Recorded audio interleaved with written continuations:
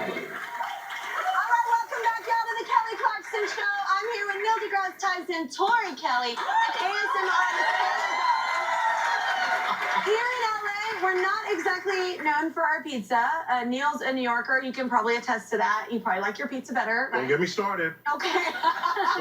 Don't make me talk about your pizza here in LA. You kept the glasses on, which makes me love you more. Keep them on, please, the whole interview.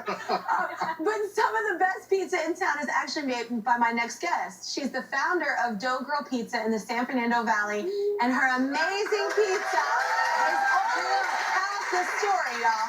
Please welcome the founder of DoughGirl Pizza, Chef Mar Diego, y'all. Tell us about, because I love pizza, but I do love your story just as much. Tell us about like how the pizza shop, everything came to be. Well, I started DoughGirl 4 years ago with the intent of bringing good quality food to lower income areas. Yeah. So I have, for instance, we have a vegan pizza. We do plant-based meats. We have an animal-style French fry pizza that we put French fries on the pizza with cheese. We have a lobster bisque pizza with tiger shrimp that we call the mobster. I mean, I want you hungry. Yeah. Yeah. Well, I always am, generally.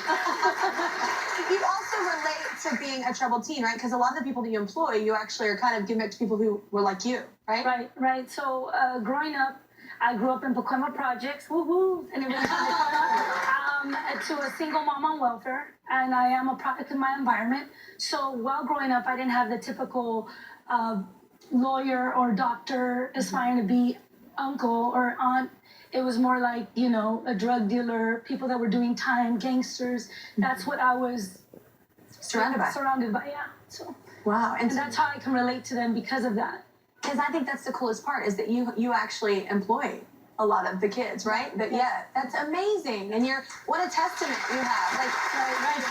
It's incredible. How did you find your passion for food? Well, being in like I said, in my environment, it's either two things that happens in the hood, and one is you either go to jail or you die, right?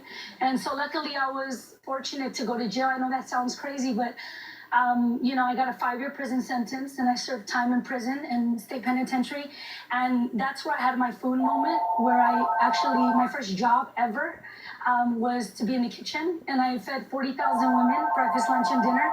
And that's when you won American Idol. So I started my prison sentence when you won American Idol. Oh my gosh, I'm sorry. So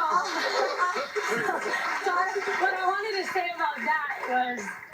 say about that is that no matter where your paths lead, I'm now sitting next to you on your show. That's such a cool story, man. So it's so real. Yeah, it's so real.